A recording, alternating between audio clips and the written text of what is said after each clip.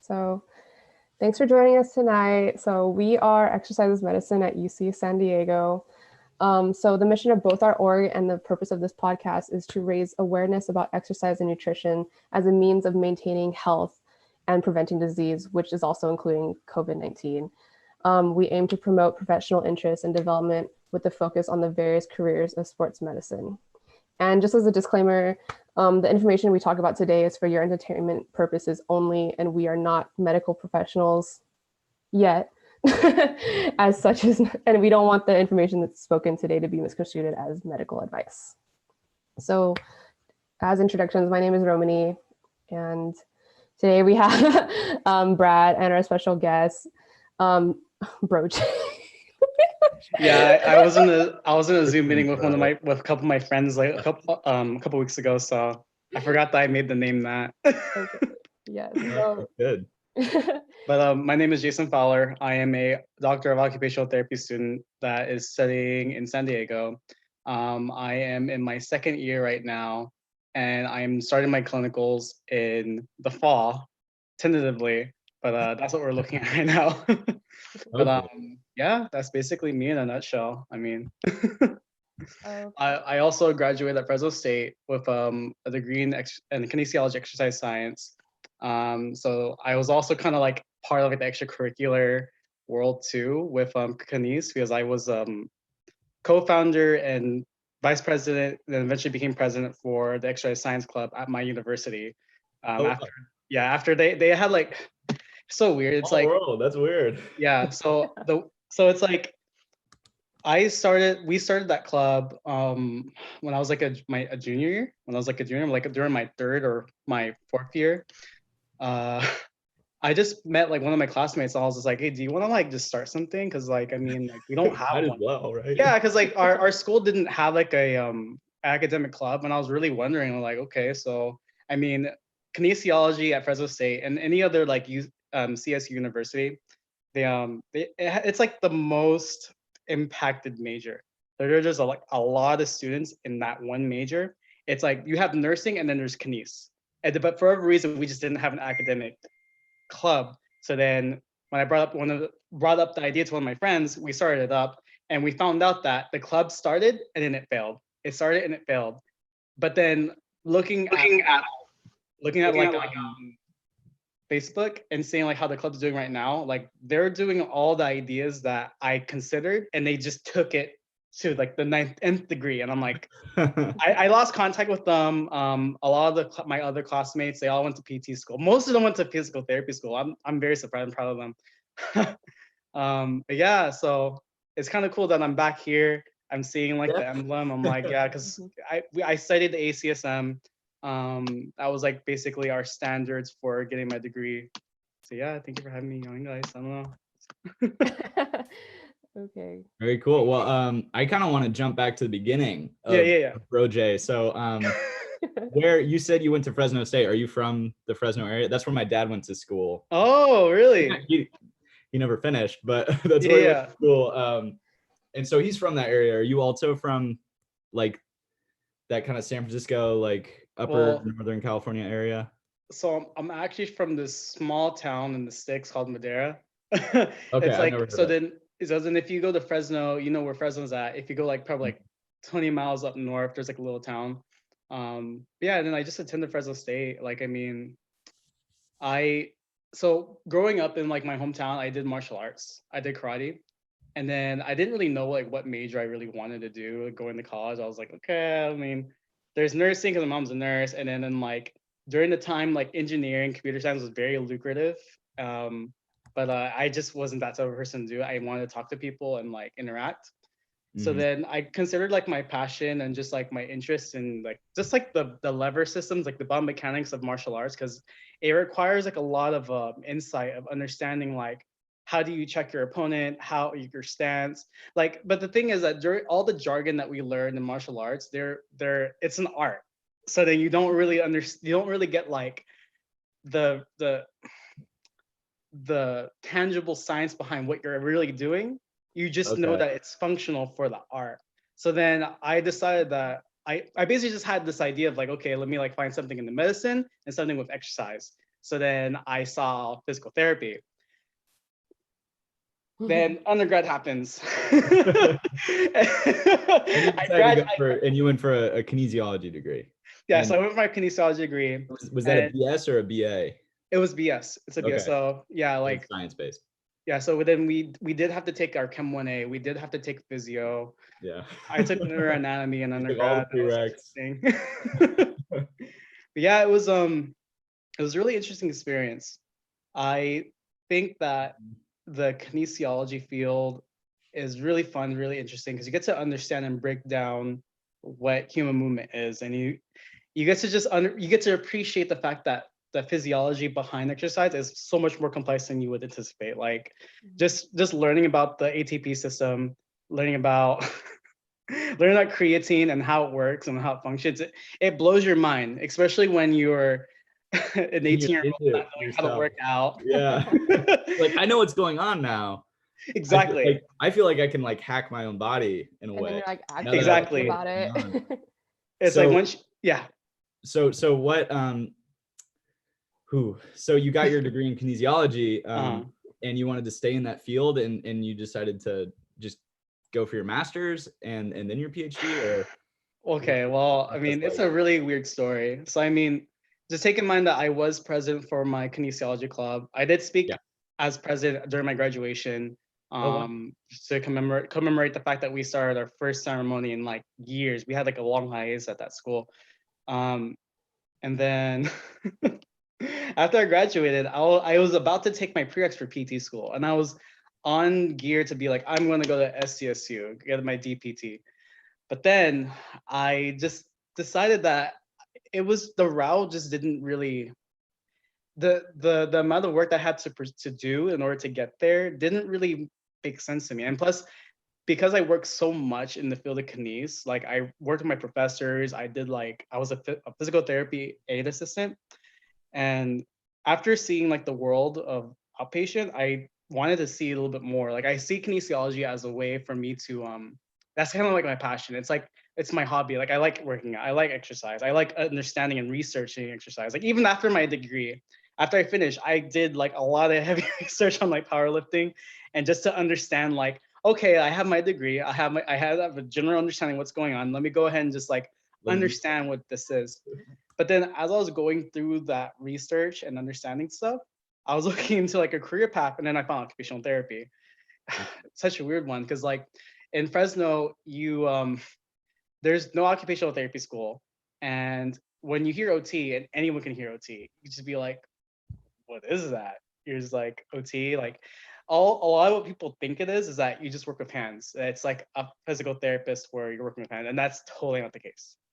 To kind of just summarize it all, is that occupational therapy is a profession where you help individuals go back to what they enjoy doing. So whatever activities, tasks, and generalizing the term occupation being the things that people do, whether they need to or want to, we basically just help those people with those tasks.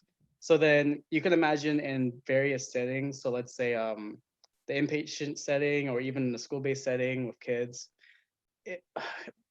So then in the SNF, right? So then in SNF care, let's say a patient has a stroke and then they're unable to put on their socks. So then what we would do is that we intervene by giving them a sock gate, where it's a assistive technology device where basically it's like a little, so cool. Just Google it, sock gate.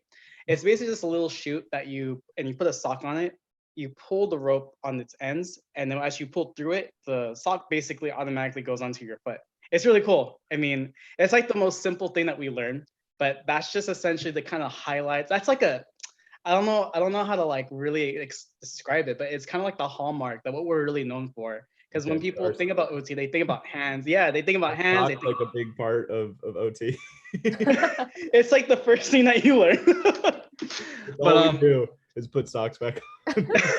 It's not just that. Yeah. But and then I'll explain more about the school-based. So in school-based, let's say you're working with a kid who has autism spectrum disorder or ADHD. They may have difficulties paying attention in class. They may have hand grip problems. Maybe they have a coordination disorder, you don't know. And then we basically just approach our intervention plan where it's client client-centered. It's a client-centered approach where we look at their client, we understand what their capabilities are, we understand what their values, spirituality, beliefs are, and then their performance skills. Basically, we holistically look at our patients, not just as just patients, but as people that live their lives. Like the way that we do our studying is that we are given case studies, and in the case study, you would think that you're just going to be given like a medical chart, which we do get that. But then when you do go into like these charts that we go through, it's like a narrative. You start to understand like, who is this person? Is a single father who works like 9 to 5, who has like a mother, and who has a mother who's like 60 or 70 and like takes care of them. You have to understand the biology, the physiology, the biomechanics, like the neuroanatomy, everything, the sociology, psychology. It's an all-encompassing profession that honestly, even with today's like climate, it has a lot going for it. Like we right now, AOTA, they're situating telehealth globally. So or at least like in America, as far as I'm aware of. So then right now, California just got passed, I think on May 15th. And essentially services that can be replaced or just can be done via virtual Skyping. So let's say you're trying to work with a kid who's working at home. And I might be doing this in the fall, so I'm theorizing what they're going to do. Will because be clinical rotations. Yeah, because like I'll be in Riverside, that's tentatively, and depending on whether I'm actually over there or they end up having my clinicals via telehealth, because I know that other students have already done their clinicals and they had to do it via telehealth in the middle of the pandemic when it first started. But anyway, basically be with the kid in virtual Skype meeting, and then you'll just be doing your like your assessments, understanding like what are the barriers to writing, what are the barriers to reading, what are the barriers to pay attention in class. So are you asking the child themselves, like, how do you feel about this? What's difficult about writing? Cool. There's an assessment called the COPM, which is the Canadian Occupational Therapy COPM. It's a measurement. Sorry. I finished I know, right? I finished my finals like a couple weeks ago, and I'm like, it's 7 o'clock and I'm still on break.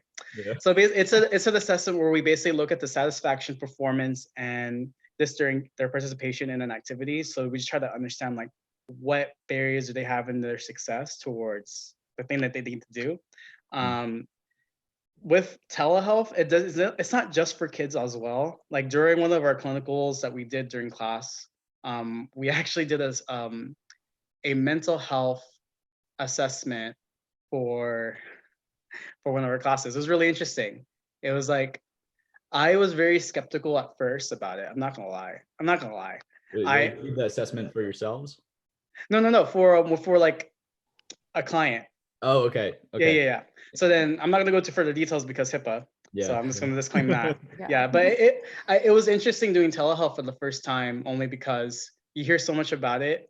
But then what's really interesting is the fact that you actually can help people with it. Like when I was talking with this lady, we're just doing like the interview, and I'm just like, oh my gosh, this is a real person, and we're actually talking. And then when you check in, it's like, yeah, you do see that progress. It's very gratifying. It really is.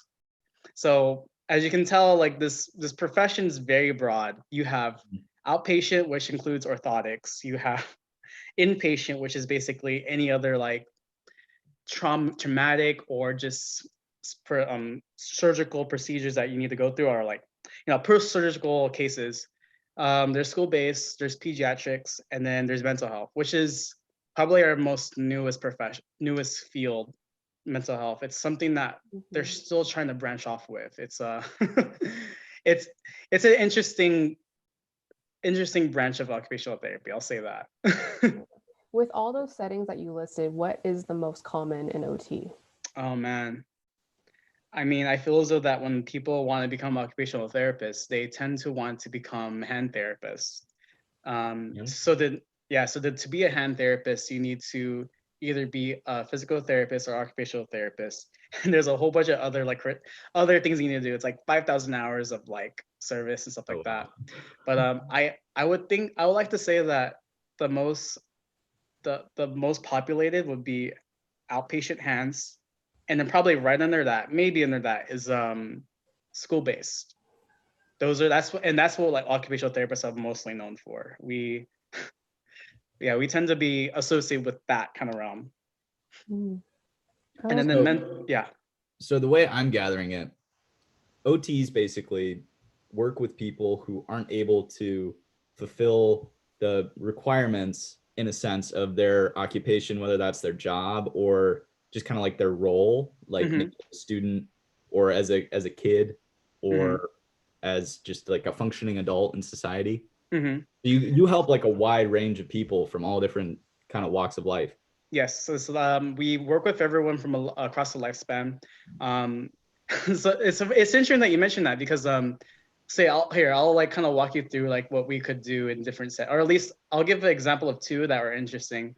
So let's say we're in outpatient setting, and then we're working with a 32-year-old male. He is probably like, maybe let's say he's an engineer. He's experiencing carpal tunnel. It probably stays up a lot working on something, or just is just up at night watching Netflix. Maybe they're having racing thoughts, maybe they have anxiety. And then their time management schedule is just out of whack. So basically what we would end up doing is that we would address the referral first. The referral is like the first thing. So then it would be the carpal tunnel first off. Everything else, where it comes down to the anxiety and like him staying up at night and time management stuff, those are things that we take in. So then it's like, this is what our professors tell us, is that even though that we have all these skills to assess a patient holistically, a client holistically, and understand their whole case, it first starts off with the referral. So then if a doctor were to come up to me and tell me that, oh, patient has this, this, and this, and then let's say it's like carpal tunnel, maybe it's anxiety, but depending on the setting too. So then in orthopedics, it would be the carpal tunnel. For mental health, then that's when you get the anxiety. But then for the orthopedics, for this engineer, you would address the carpal tunnel, and then during the evaluation, you may end up learning about the client that they have anxiety, that they have issues with time management, that they stay up late at night. And then you may be able to connect the dots as a clinician to understand like, why do they do these things? So like, do you start to see the trends? You start to understand them as a person, and you try to make the interventions work for them. And then you also want to make sure that if they're given any home exercises or home treatments, or even recommendations, like a recommendation that's really simple is that they stay late up at night watching Netflix because they have a little kid that doesn't go to sleep until 1 a.m. So then a recommendation, I don't know, like you could just communicate with the spouse, or figure out some time regimen with the child. So then you can have that person can just sleep better. Like that's like a totally left field like case. Something that would be more appropriate will probably be like a single mother. So here, this is a good one. So then I'll take you to mental health. So then let's say you have a single mother who has a 5-year-old child. Mother is she has racing anxiety, and then she abuses alcohol. So then that's when you start to understand like other factors of this woman's life. Maybe like they're far from home. Maybe they don't have anyone to come to. So then what you end up doing is that you would just kind of just understand the person, kind of understand like what they used to do in the past. So then we have a thing called the occupational history assessment, where basically we try to understand like, what did they used to do? What did they like to do?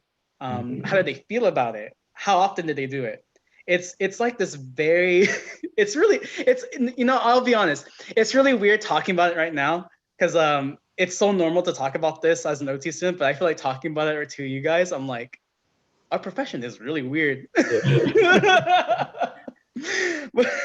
No, I get that all the time. Like even just among pre-meds, like when you're talking to other people who aren't pre-meds, they're like, what are you talking about? Yeah, like I feel like this is my first podcast, so I'm like, oh my gosh, I'm actually talking about my future profession, and I'm like this is what I'm doing. Right, so going back to the mom, is she being referred to you by a doctor, or is she seeking you out on her own? It's interesting. Or does it vary? Is it just random? I can't say it's random. It just, and this is our favorite saying, and you're going to hear every other grad student say this, it depends. Yeah. It depends. So yes, you can get a referral. Yes, sometimes a patient can come to you, but also, like, if you're working at a community home, it could just be that you're the OT on site and you're just doing whatever, you're doing your job. You end up seeing something that is a need, you bring it up to their doctor, and then you try to progress and get some treatment done. Okay. But yeah, it's basically like, it's very broad. Like in that, for the case study that I was talking about, you can do anything. You can do anything for this person as long as it aligns with their spirituality, their values, with whatever their their performance skills are, their client factors, like who are they as a person. So you can do something simple as like scrapbooking or making a helping the person walk through time scheduling, so then they do have time to go out with their daughter because they're so busy with work. It's and let's say like this lady also has shoulder impingement. So then, and maybe she also has like a 10-month-old baby. So then you would end up doing some compensation strategies. So then the person isn't holding their baby outwards like this, causing strain on their shoulder. Simple thing, maybe they're a swimmer. Don't go out swimming, that's a recommendation. So it's like you have to get everything about this person and like understand their habits and their hobbies and whatever they do, and then bring that into treatment. It's a very it's a really interesting field. The field original. So yeah. In the case you said like scrapbooking. Okay. Yeah. So I know that's like a random case, but there's an article for it. Okay, I was just gonna ask, like, is there like evidence-based practice research?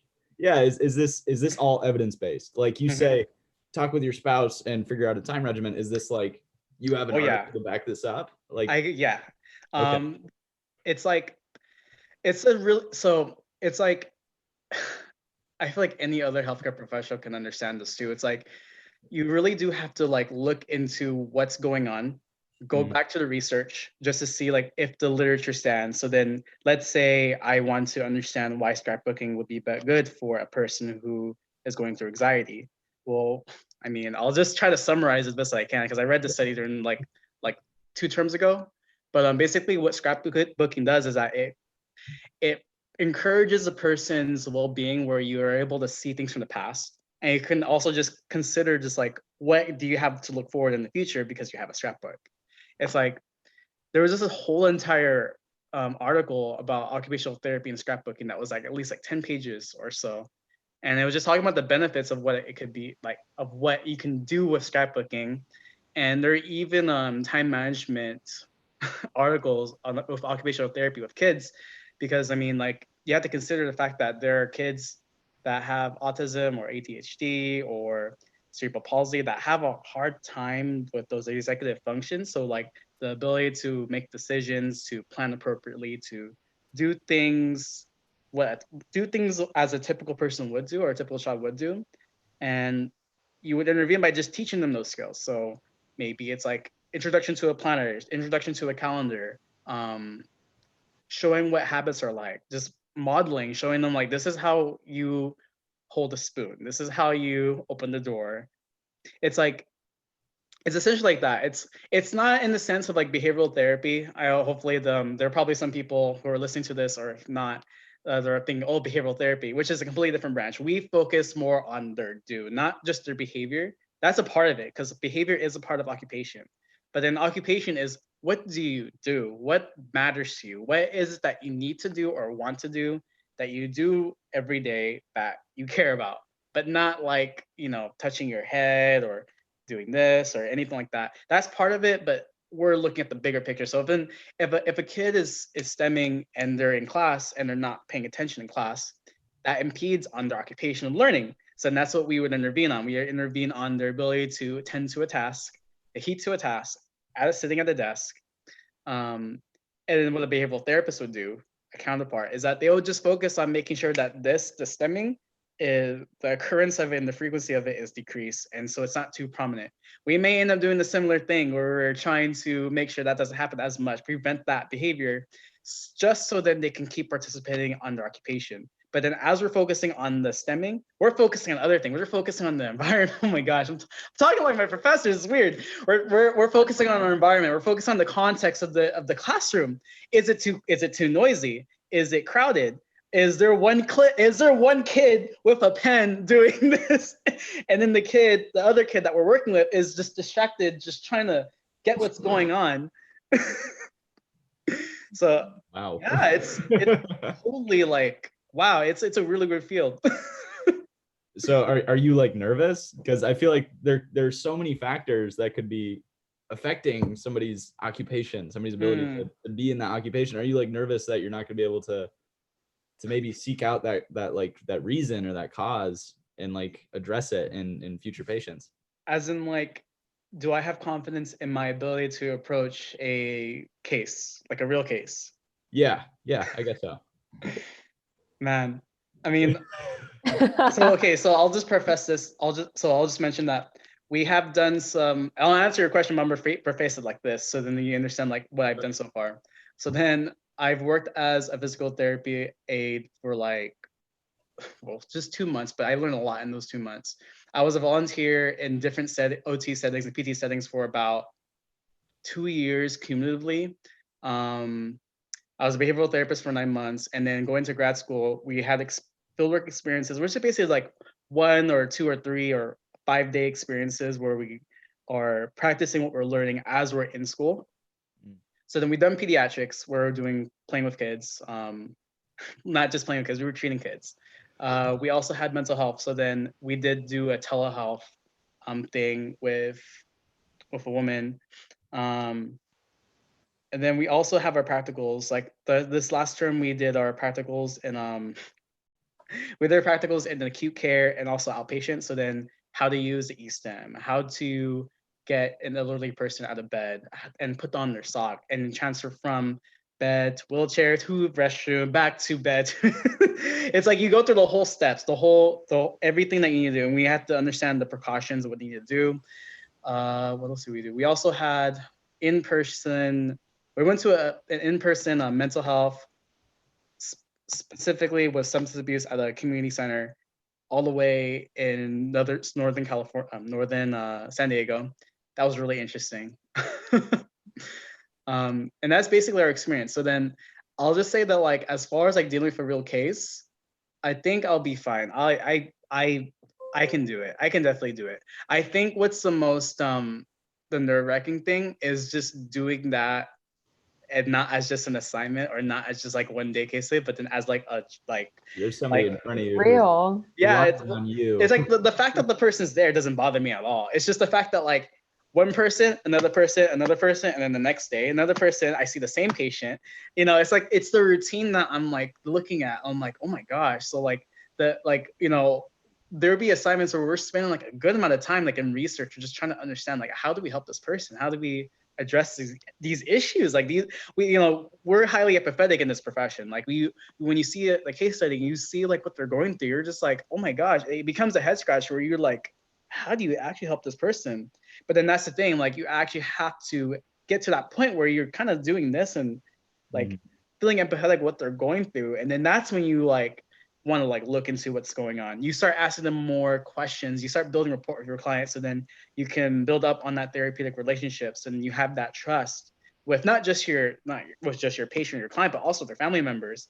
There are times in acute care where you have to actually teach a family member how to do range of motion exercises. So then let's say there's an individual who is experiencing a coma, and you want to make sure that they're not getting any pressure ulcers. And then you have maybe, I don't know, like dad, mom, or little brother come in, and then if they're there, I would introduce myself. If they're a person, I'm dealing with their loved one.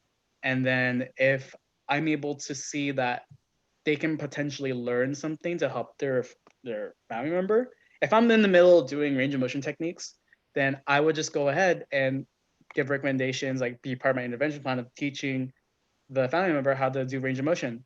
I'm perhaps even like just educating them on what's going on, because I mean, you can have a person who has like a really bad fall, and then when if someone's at the hospital, they probably just don't know like what is like what's going to happen after the fall. Like if you're dealing with a geriatrics case, there's so much that could happen. It's beyond like there's just a lot. So then it's beyond these people's understanding of like what's going to happen. So then you actually have to educate them on the case, what's going on, but you do it in a way that's in layman's terms. I'm not just going to bombard a 9-year-old who is majoring in like sociology that has no idea about like anatomy or biology or any of the science. I portray the science that I learned in school, that I learned in practice, that I learned from my general experience, and give it to them in a way that makes sense to them. So then they're informed. And then that's basically just the professionalism that we're eliciting in this field, that we have to be able to explain these things in ways that make sense. So it's all about communicating with the patient, if they communicate with you, treating the patient, and in a sense, like educating them and maybe their families about how they can deal with this moving forward. Mm-hmm. Yeah, it's like, even with some coping strategies, maybe like it's really hard for them just to deal with the situation. So then it may not be a part of like our like, what we would do entirely. But if we happen to see something and we know that it can help the patient, then you do it. Like it's a person, you have to help that person out. So that's, you have to remember that the title is therapist. And I feel like some people may forget about that, because when you think of therapist, you think of like, like, oh, it's, like a psychologist or something like that. Even the physical therapist has to consider the same thing. Like right now, from my understanding, is that physical therapy is trying to go towards like the mental health and try to understand how they can implement like their interventions while also considering the holistic side, because occupational therapists have been doing that. Those are our counterparts. Our approach to practice is completely different, even if it looks similar. It's very similar, but it's different. Those guys are actually looking at that as well, because they know that that's how you get to people. That's lower back, chronic lower back. How does that happen? What's going on? How do you prevent that? How do you alleviate that? What are things that can be done so then you don't have a sore lower back? You're not that like grumpy when you're like going to the grocery store because they have a sore look. The list goes on and on and on. Okay, so to take a step back, you kind of address there's a difference between OTs and PTs. Okay, yeah. And I also kind of want to just step further back and ask you why you chose OT over PT, or was that ever even a choice? Okay, it was a choice. That's probably a hard choice. Yeah, so I know. Yeah, it was a weird decision. So I was on track in undergrad to be a physical therapist, and I wanted to be one since like I decided to go into Fresno State. I think the defining moment was just that, yeah, I did see those prereqs, and it did freak me out. It was like really hard just to get those competitive scores on like my grades and stuff like that. And then also looking at the prereqs for OT, it's like, I'm not just going to say that, oh, they were simple. Like they were interesting. You have to take, oh my gosh, what the classes I had to take for OT school, I had to take sociology, 2 classes of that, psychology, all like the social sciences that physical therapists don't require. Like physical therapists require physics, they require chemistry, and it is applicable. I'll just say that it is once you're in grad school, if you think that physics, I know, like I bet there are people who are like, why not take physics and chemistry for like PT school? When you start learning about that, like light therapy, it'll make sense. But I just want to get out of the way. It's like, wait. Were you a good student in college? My first 2 years of college, I wasn't a great student. Okay, then I can say, yeah. I kind of see that here. First 2 years of college, or first 3, I was heavily involved in extracurriculars. And it's like, I had the goal in sight that I wanted to be a physical therapist when I was a freshman. But then you're shown like the world of like extracurriculars. Like there are cultural clubs, there are cultural organizations, there are so many things that you can do. And then you start to learn like more about yourself as a person. Like, yeah, like, some of you guys are about to graduate. In undergrad, you start to learn a lot about yourself, and you start to integrate yourself into like different communities in college. And then that's what builds you up. And then once you graduate, then you're like, okay. So then with those first 3 years, I knew what I wanted. I just didn't know how to do it. And I was not a good student. Like I had a really hard time studying. I was way too focused on like my cultural clubs, like, oh, I have dance practice here. Oh, I have to worry about that thing over there. And then like my grades just like in fact, like my faculty, my academic advisor told me like on one of my hardest years ever, I failed my anatomy and my physio class. He told me, he looked at my grades and said like, you're not going to grad school, you're not going to PT school. But I want to prove him wrong. I don't know. Like, so did that kind of like light a fire under your? Oh yeah. I mean, like the guy was very inspirational. He was very straightforward. He told me straight up, you do not have a chance. You have to consider a career path in being a physical therapy assistant, which is like, it's not the doctorate level, it's the associate's level. And I'm getting my bachelor's, but like what I'll say about this guy, and I need to hit him up later on, but then say thank you. Honestly, right? I want to talk to him because he did give me a letter of rec, and I do like look up to him. Oh, okay. I do. Yeah. So he was very straightforward in like what I wanted in my career goals and like just what I can do. And then he basically just empowered me in just like understanding the situation that like, look, buddy, like, you didn't really work that hard in undergrad. Like you're working in other things that you work really hard on, and your extracurriculars look really, really good. If your grades were just good enough, he told me that you could actually just make it in there because you were heavily involved. It's just the fact that it may end up just being that hard for you, even if you do get it. So then once he basically told me that, I was kind of just like, I was like, oh man, I'm sad. Like, but then what really got me going was the fact that I just didn't give up. I mean, like I wanted to do some change on my campus. Like I knew that there wasn't an academic club for kinesiology. I knew that like there was like a whole bunch of students in this major, and then some of them are graduating with this degree and being like, this degree is trash. What the hell? It's not. No degree is trash. You have to use it. You're given a universal education. I'm like talking like students. I'm being a dad. You're getting a universal education. Anyway, stay in school. I'm gonna get off my soapbox. So yeah, by the time I realized all those things that like it's what you make of it. Just do it. And then even if you don't know, even if you like have no idea, the saying goes, fake it till you make it. Oddly enough, that's a good way to start. Once you actually start caring, you go a long way. I mean, I'm surprised. I'm thinking about like how I was in your guys' position and we didn't have a podcast. Like what we had were just like journal meetings or just like maybe like 5-10 people. And now that I look on Facebook, I'm like, oh, there's 20. Oh, there's 30. Oh, they went to like Costa Mesa to like they're like those are the things that we missed out on, but we were like the pioneers. We were like trying to get it started. So, it's worth it. Like, even if you feel as though that what you're putting work into, you're not going to get anything from it. Honestly, just start. Because, like, once you have something that starts, you'll be very surprised looking back. Everything after you graduate, you're in grad school, and then you're like, oh, that's that little club that I started. Oh yeah. That podcast. Yeah, it blew up. Like, look at it like that. Use that lens. Even with times like this, whatever, especially in times like this.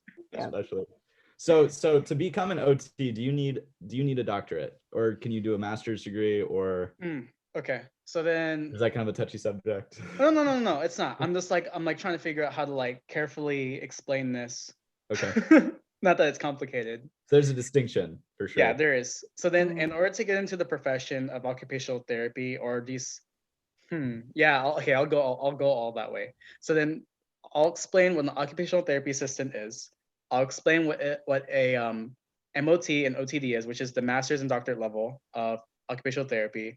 And I'll also explain what the PhD is, which is not a clinical practice degree. So then the assistant position, basically it's that you have to have either your associates or your bachelor's, and the requirements are fairly similar to occupational therapy, at least the graduate level. It doesn't require as much clinical hours, and the requirements aren't as extensive. But it is a program that I believe lasts at least like a year or two. I had to reference that. And then I'll go ahead and just explain the MOT and OTD. So the Master's of Occupational Therapy and the Doctor of Occupational Therapy.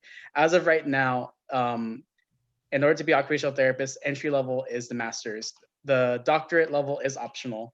For the master's level, you're essentially learning how to be a general practitioner. Like you learn like the foundational information just so you can practice.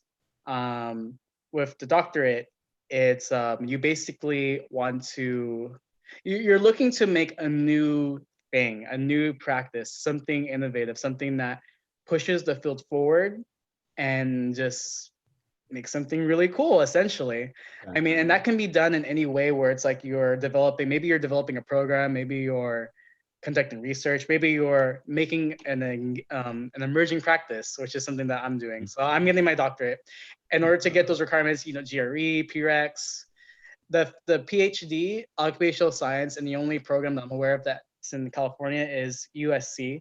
So that's basically like, imagine like a PhD in physics or a PhD in chemistry, and then like people within the subsetting fields, maybe like a doctor or maybe like a pilot, would look at that research and understand like what's going on. Essentially, occupational science looks at occupation as a science and then uses that information to inform practitioners. Doctorates can do the same thing. Master's students can do the same thing, or people from master can do the same thing.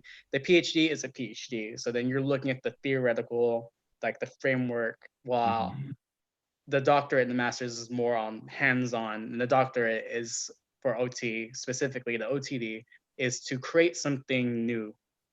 So yeah, I wanted to make sure I answered that right. Because it is a confusing field. I think you did a good job. Yeah, it's a confusing field. Don't a lot of people know this stuff. You have to. Yeah, I'm still a little confused. But yeah. so you graduated from college. Did you consider? I think we had a question in our chat. Did you consider pursuing a postbac? Oh my gosh. Okay, so then I'll go ahead and explain this then. For my doctorate, I'm currently working on my doctorate on occupational therapy's role in user experience research and design in tech industries with an emphasis in game industries, so with video games. That essentially is the doctorate. With the postdoc, I mean, it's optional.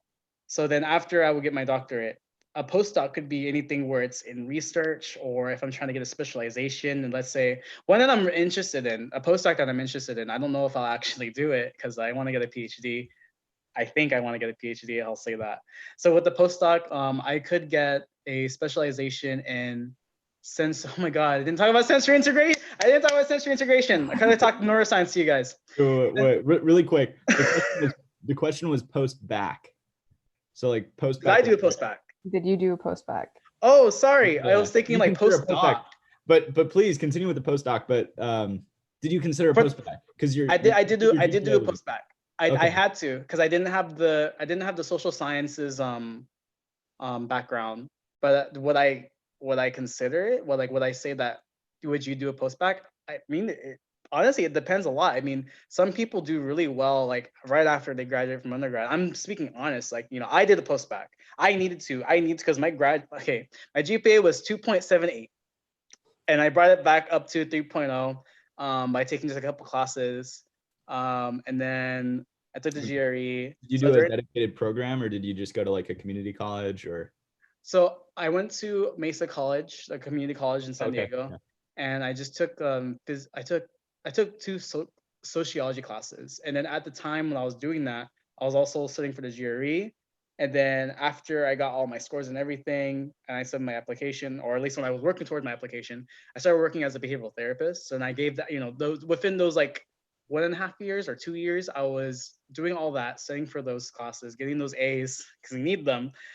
Get the GRE. I took it twice because the first time I didn't get the score that I wanted. It's gonna happen.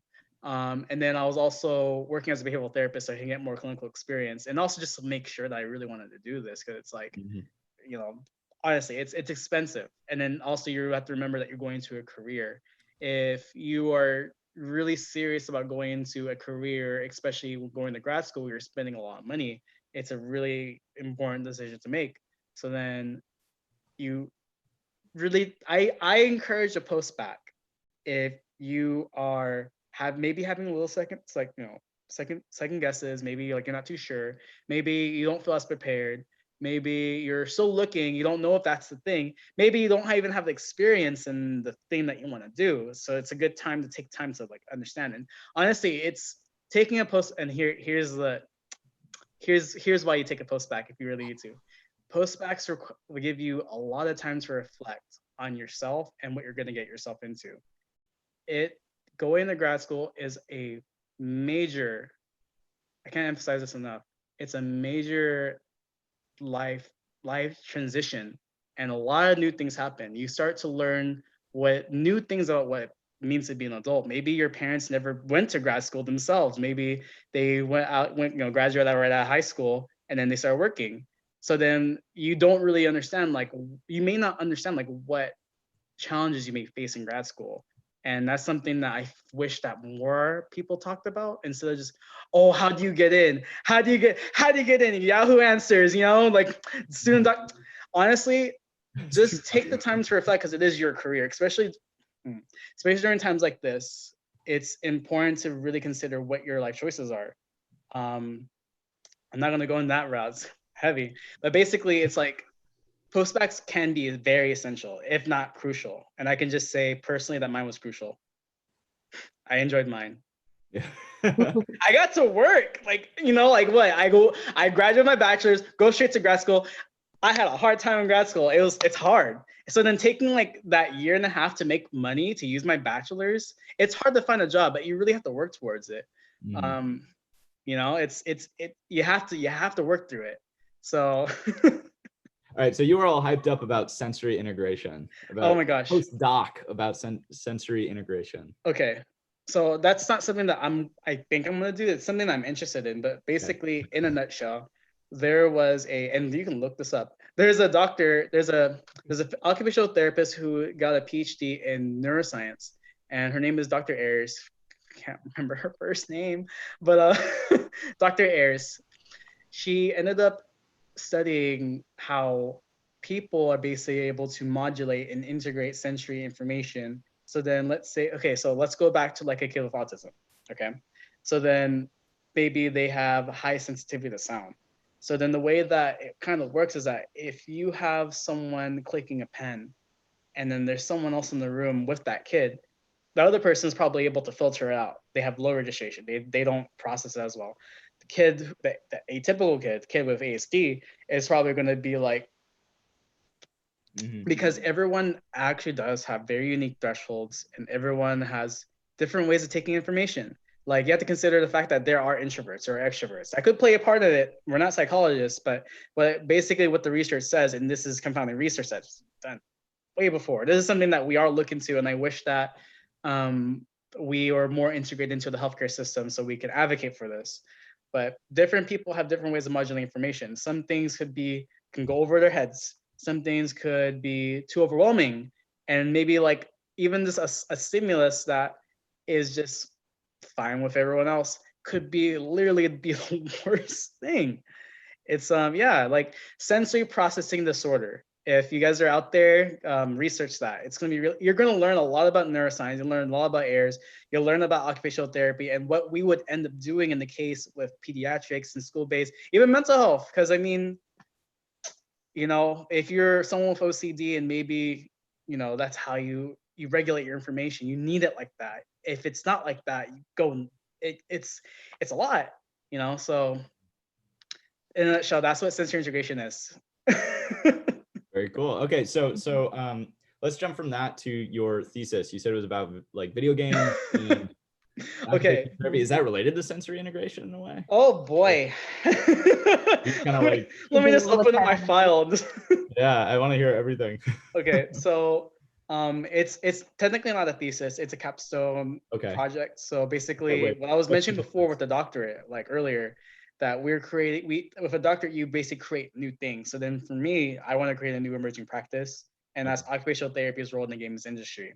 So basically, I see it's such a weird story, but basically during my first year of grad school, I ended up learning a lot of video games used as a modality. I mean, I've always known about this. We use Wii Sports, we use tabletop games, stuff like that in therapy.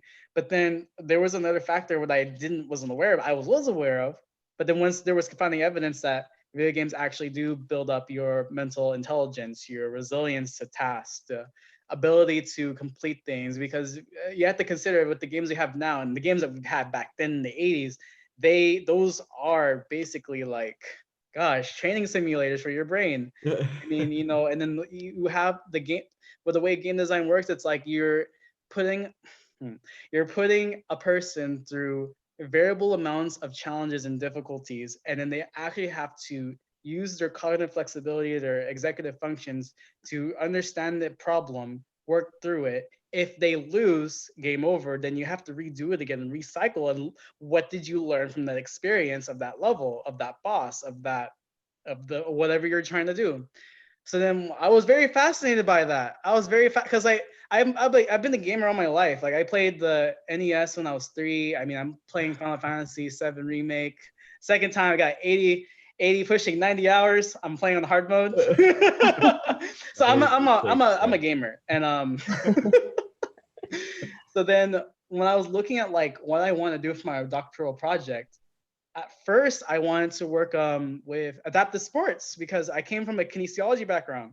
I have a hand disorder, syndromically, and basically I learned in my experience of postdoc that I learned in my experience during postdoc that if I had a adapted hook, I could actually lift 400 pounds on my deadlift, and then it worked. I'm like, oh my gosh, like let me just go ahead and like use that as my doctoral project, help people who have handicap ability, like who are differently abled, go into sports. And that was what I wanted to do. But then when I went back into my passion, you're in a profession where you're focusing on occupations. You occupations everywhere. Then you start thinking about your own occupations. Mine being video games and exercising. I've played more video games than I've exercised because I played video games since I was 3. Then I saw that I had an opportunity to work in the games industry, to work with video games and be like, oh my gosh, and then I could do that and then be essentially like a doctor, like a clinical professional. And with the things that game designers do in their games, there was like some similarities in how they approach their work compared to ours. The game designers have to understand their audience, their players holistically. What were their prior experiences to other games? What would this scene, what would this moment, this game mechanic, how would that elicit a player's emotions or motivation? Is this moment going to make them cry? Is this moment going to make them laugh? Are they going to go, yeah? Like there's a lot of things in there. I went in more.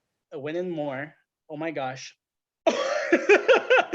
Rami knows. She's seen me study. I went in a lot more into Is studying just playing video games? No, research. Unfortunately not. No, I did more research.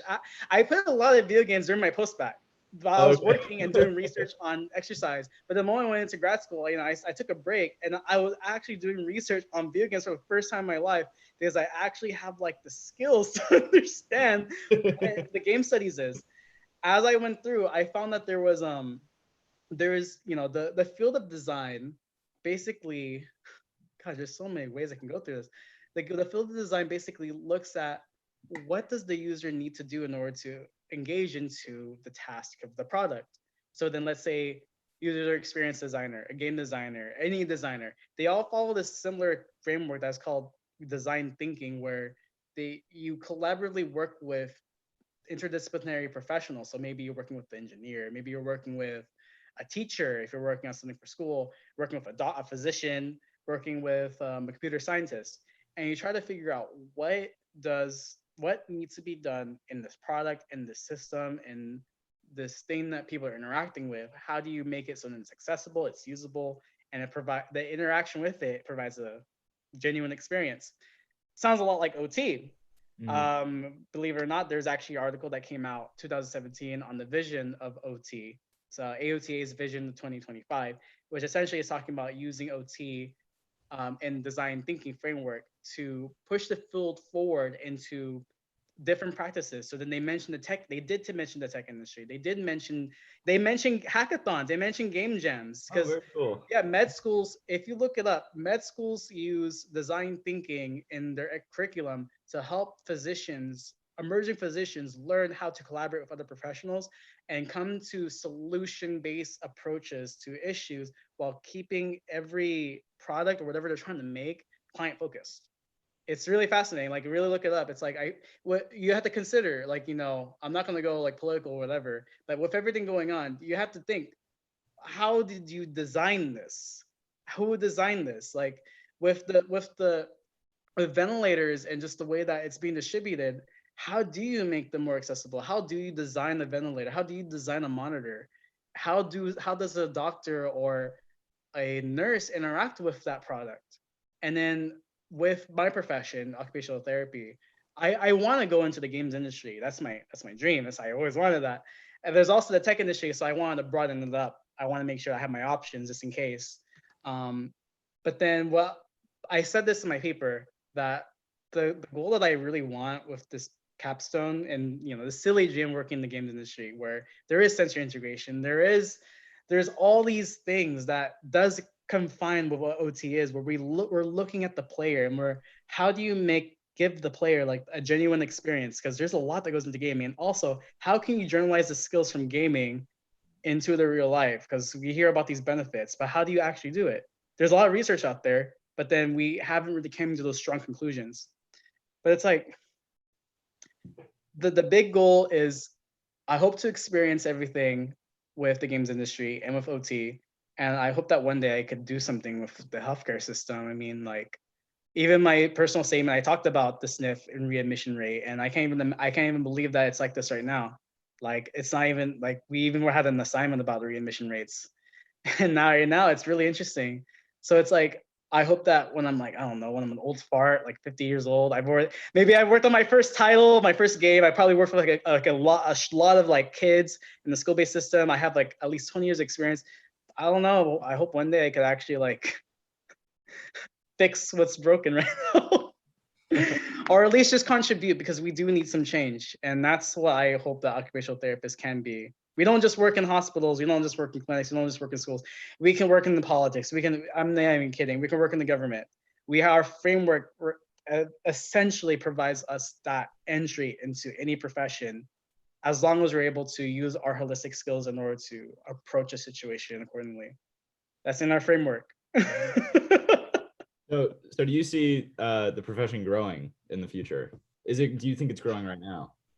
Well, that's an interesting question. I mean, like, the professional occupational therapy is definitely lucrative no matter what. I mean, right now it's definitely going to go through like a hard moment, because they're still trying to figure out how to provide treatment.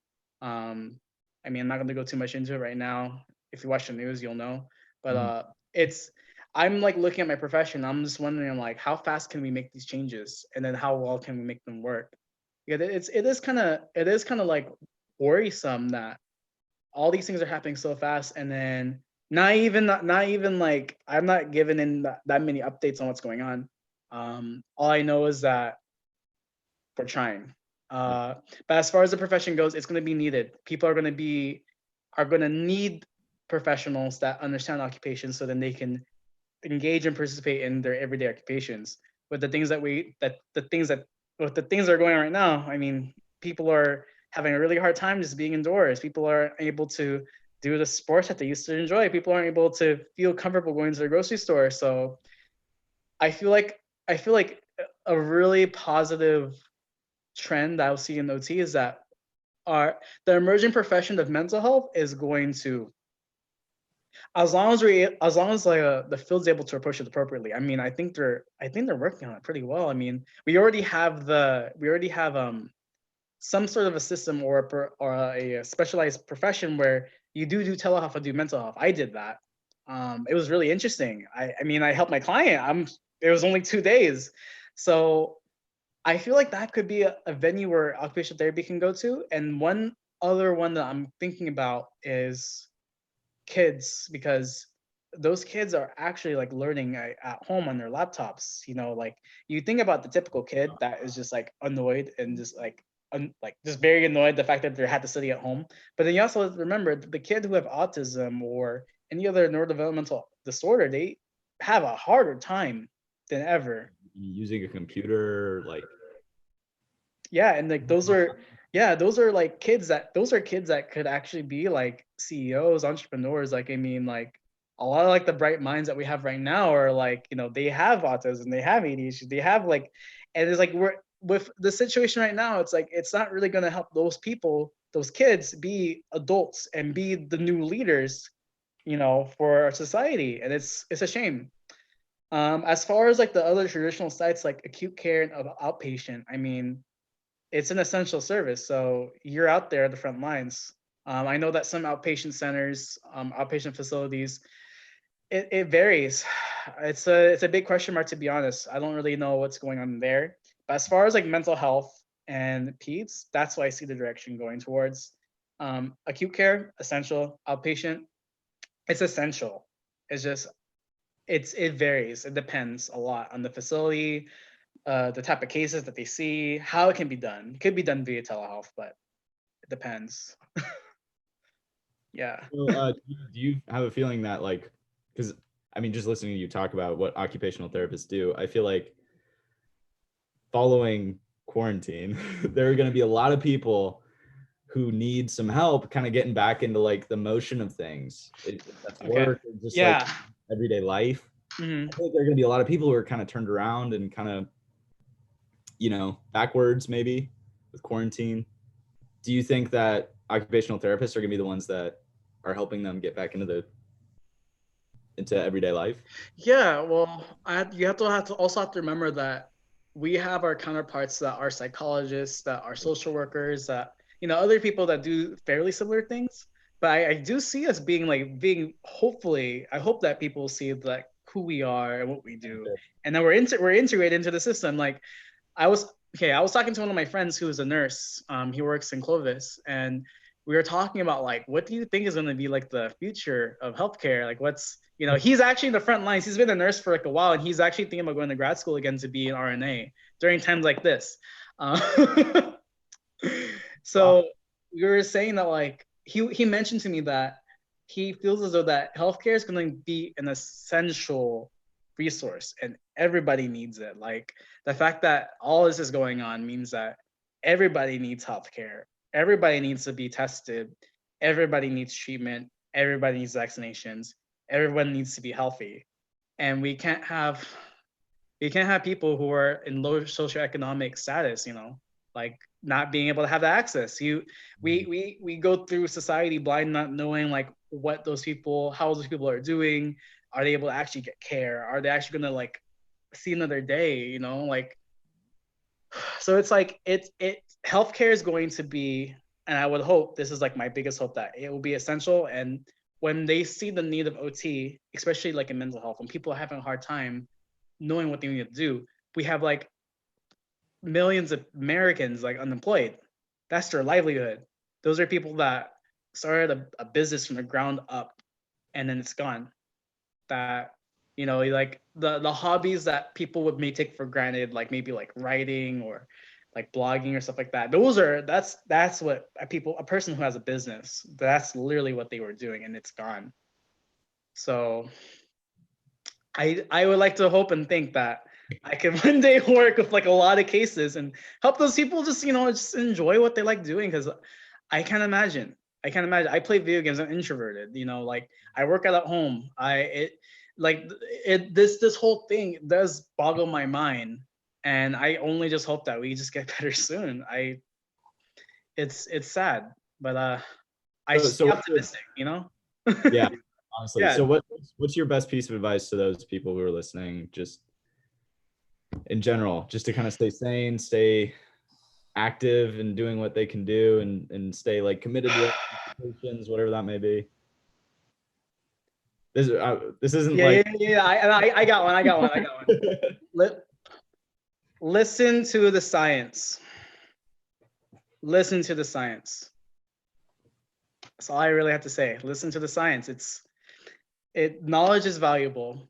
Mm-hmm. Get your free education and just live your life the way that you want it to be. But remember to think.